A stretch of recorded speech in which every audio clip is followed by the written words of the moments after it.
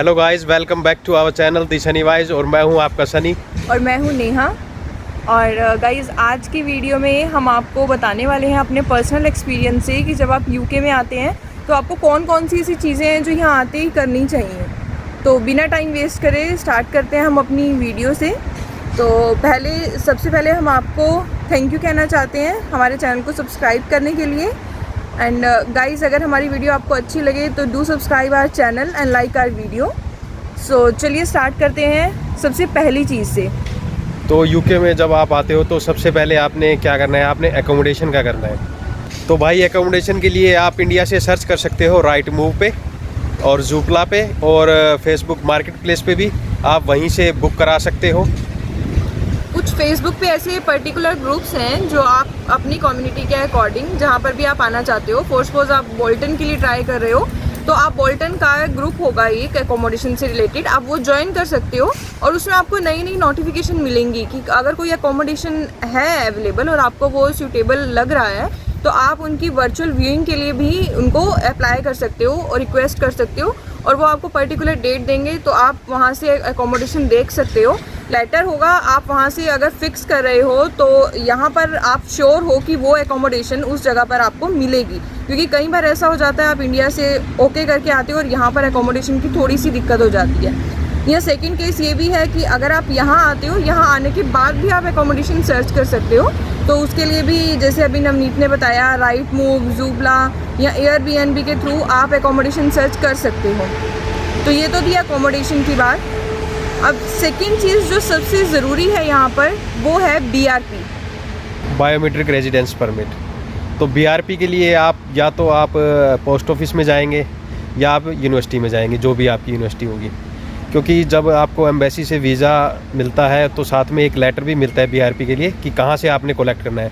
जो भी आपने उस टाइम पे आपके कंसल्टेंट ने या आपने खुद किया है फाइलिंग, तो वो आपको खुद आपने एड्रेस भरा होगा या कंसल्टेंट ने जो भी एड्रेस दिया होगा वहाँ से आप कलेक्ट कर सकते हैं। विद इन 10 डेज़ आपको ये करना होगा। सबसे पहले आपको एकोमोडेशन, बेशक आप होटल में रह रहे हैं तो सबसे पहले आप बीआरपी कलेक्ट कीजिए। तो जब आप बीआरपी कलेक्ट कर लेंगे उससे नेक्स्ट जो चीज़ है वो है आपका यूनिवर्सिटी का एनरोलमेंट। यूनिवर्सिटी आपको एक लिंक देगी जिसके थ्रू आपको एनरोल करना है और एनरोलमेंट में आपको अपनी पिक्चर ऐड करनी होती है, आपकी इमेज और आपके पर्सनल डिटेल्स, आप कहाँ रह रहे हो, आपका एड्रेस यूके में, वो सब फिल आउट करना होता है। और अगर आपका अभी कोई पर्टिकुलर एड्रेस नहीं है तो आप टेम्परेरी एड्रेस भी उसमें डाल सकते हो और जब आपका पर्टिकुलर एकोमोडेशन कोई हो जाएगा तो आप यूनिवर्सिटी को बता सकते हो कि आपका एड्रेस चेंज हो गया है। तो इसमें कोई बहुत बड़ा आपको काम नहीं करना है, सिर्फ आपको एनरोलमेंट करनी है। और एनरोलमेंट बहुत ज़रूरी है यूनिवर्सिटी की, क्योंकि उसके बाद आपका एक स्टूडेंट पोर्टल होता है। हर यूनिवर्सिटी का अपना अपना एप्लीकेशन होता है और उसमें स्टूडेंट पोर्टल आपका ओपन हो जाएगा जिसमें आप बहुत सी अपडेट्स होती हैं जो आपकी रेगुलर बेसिस पर चलती हैं, लाइक आपके टाइम टेबल से रिलेटेड या आपके कोर्स वर्क से रिलेटेड, वो सब कुछ आपको वहाँ पर मिलेंगी। और जैसे ही आप एनरोल करेंगे आपका स्टूडेंट पोर्टल आपको विजिबल होगा, आप उसको एक्सेस कर सकोगे। उसके बाद नेक्स्ट चीज़ जो आपने करनी है वो है वहाँ से बैंक लेटर के लिए रिक्वेस्ट करना। आपको वहाँ पर एक पोर्टल में एक आपको रिक्वेस्ट का एक सेक्शन मिलेगा जहाँ पर आप बैंक लेटर के लिए रिक्वेस्ट कर सकते हो और उसके रिक्वेस्ट के लिए आपको क्या क्या चीज़ें देनी है उनको आपको देना है, जहाँ आप रह रहे हो वो एड्रेस, आपकी पर्सनल डिटेल और आपको प्लस बताना होगा किस बैंक में आप अकाउंट ओपन करवाना चाहते हैं, लाइक लॉयड और बैंक ऑफ स्कॉटलैंड। तो अगर आप लॉयड के लिए करवाना चाहते हो तो आप वहाँ पर लॉयड का वो पर्टिकुलर एड्रेस मेंशन करेंगे और फिर यूनिवर्सिटी आपको वही रिक्वेस्ट लेटर रिटर्न करेगी और वो रिक्वेस्ट लेटर ले जाकर आप पर्टिकुलर बैंक में चाहिए, उनकी ब्रांच में चाहिए जो भी नियर बाय आपने भरा होगा, और वहाँ पर और डॉक्यूमेंटेशन होंगी और आपका अकाउंट खुल जाएगा।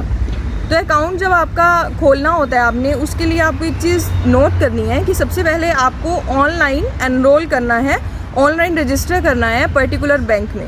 उसके विद इन 1 वीक वो आपको एक पर्टिकुलर डेट देंगे जिस डेट में आपको जाकर अपनी सारी डॉक्यूमेंट वेरिफिकेशन करवानी होती है। वो डॉक्यूमेंट्स भी आपको बताते हैं कि कौन कौन से लेकर आने हैं, तो उसमें ये बैंक लेटर भी होता है। कुछ डॉक्यूमेंट्स वो आपसे अपलोड करवाते हैं और कुछ आपको लेकर जाने होते हैं। तो भाई नेक्स्ट टॉपिक है अपना NHS, नेशनल हेल्थ सर्विस। तो इसके लिए आपको क्या करना है, इंडिया से जो हम इंश्योरेंस करवा के आते हैं तो जो आपका लोकल डॉक्टर है यहाँ पे उनसे आपको रजिस्टर करना होता है। तो उनको जीपी भी बोल देते हैं, जनरल प्रैक्टिशनर, और लोकल डॉक्टर बोल दो। जो भी आपके नियर बाय है, आप नेट पे सर्च करके अपनी लोकेशन के अकॉर्डिंग तो उसको सर्च कर सकते हो और वहाँ पे जाके रजिस्ट्रेशन फॉर्म ले सकते हो और वो फिल करके उनको वापस करना होता है। तो जब भी आपको कोई ट्रीटमेंट लेना होगा, कोई भी आपकी मेडिकल कंडीशन होती है, तो आप बीमार पड़ते हो तो वहाँ जाके आप ट्रीटमेंट ले सकते हो। क्योंकि जो हम अपना हेल्थ इंश्योरेंस इंडिया से लेकर आते हैं, उनकी सर्विसेज आप तभी अवेल कर सकते हो जब आपके पास NHS नंबर हो, आप नेशनल हेल्थ सर्विसेज के साथ आप रजिस्टर हो। तो उसके लिए आपको रजिस्ट्रेशन करानी बहुत ज़रूरी है। और उस वक्त वो आपसे ये भी पूछेंगे कि नियर बाय कौन सी फार्मेसी है जिससे आप वहाँ से ट्रीटमेंट लेने के बाद आपको मेडिसिन वगैरह सर्विसेज वहाँ से लेनी हो, तो वो भी आप सर्च कर सकते हो नियर बाय फार्मेसी, और उसका एड्रेस भी आप उस फॉर्म में फिल कर सकते हो। So the next thing which you need to register with is your NIN, which is National Insurance Number.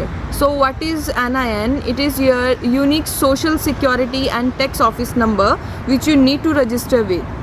तो गाइज़, जब भी आप यहाँ पर काम करेंगे, जॉब करेंगे, तो आपको NIN नंबर प्रोवाइड करवाना ज़रूरी है और आपकी फुल इन्फॉर्मेशन कि आपने कहाँ काम किया है और आपके टैक्स से रिलेटेड सारी इन्फॉर्मेशन उसी NIN नंबर के थ्रू गवर्नमेंट एक्सेस कर सकती है। And it makes it easier for HMRC to track your record.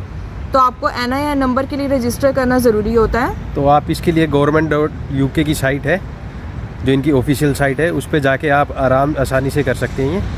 और दूसरा इसका वे है कि आप एक कॉन्टैक्ट नंबर है जिस पर आप जस्ट फ़ोन कॉल कर सकते हो और अपनी इंफॉर्मेशन आप कॉल के थ्रू उन्हें दे सकते हो और आप NIN नंबर के लिए एलिजिबल हो गए, आप रजिस्टर कर सकोगे। तो कौन कौन सी ऐसी वेबसाइट्स हैं और कौन से नंबर हैं, वो सब चीज़ें हम आपको डिस्क्रिप्शन बॉक्स में देंगे। सब लिंक्स आपको प्रोवाइड करवाए जाएंगे, आपको जस्ट उन पर क्लिक करना है और जब भी आपको रजिस्टर करना हो फॉर पर्टिकुलर सर्विस तो आप रजिस्टर करवा सकें ईजीली। तो भाई NI अप्लाई करने से पहले आपको ये चीज़ ध्यान रखनी पड़ेगी। आपको BRP जो आपका यूनिक नंबर होता है, BRP नंबर देना होगा या आपका पासपोर्ट का नंबर देना होगा। और अगर आप यूरोपियन कंट्री से हो तो आपका नेशनल आइडेंटिटी कार्ड होता है, उसका नंबर भी आपको उन्हें मेंशन करवाना होगा। तो इसके थ्रू आप अपना NI रजिस्टर कर सकते हो। तो जो नेक्स्ट चीज़ अब यहाँ पर आती है वो आती है प्रोविजनल लाइसेंस। तो गाइज़, अपनी प्रीवियस वीडियो में हमने आपको बोला था कि इंडिया से अगर आप आ रहे हो तो आप अपना इंटरनेशनल लाइसेंस अप्लाई करके आइए, या आप यहाँ पर भी कर सकते हो। तो जो नेक्स्ट चीज़ है वो है provisional licence. So the provisional licence is different from your international licence. जो आपका इंटरनेशनल लाइसेंस है, ड्राइविंग लाइसेंस है, तो वो तो 1 ईयर के लिए वैलिड होता है। तो प्रोविजनल लाइसेंस आपको यहाँ पे आके लेना पड़ेगा, क्योंकि उसके भी यहाँ पे आप थ्योरी टेस्ट दोगे, फिर प्रैक्टिकल दोगे और आपका UK का ड्राइविंग लाइसेंस, जिसे पक्का लाइसेंस बोलते हैं, वो बन जाएगा 10 साल का। So guys, in short, the things you need to do after arriving in UK are, first of all, you need to get your BRP from your university or from your nearby post office. Secondly, you need to register for NHS services by your nearest pharmacy or your nearest GP.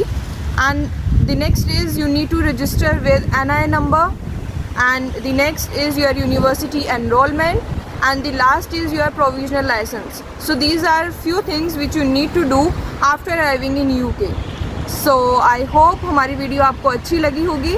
So guys, if our video will help you out, so please do subscribe our channel, like our video and share as much as possible. So मिलते हैं अपनी next video में. Till then, bye bye.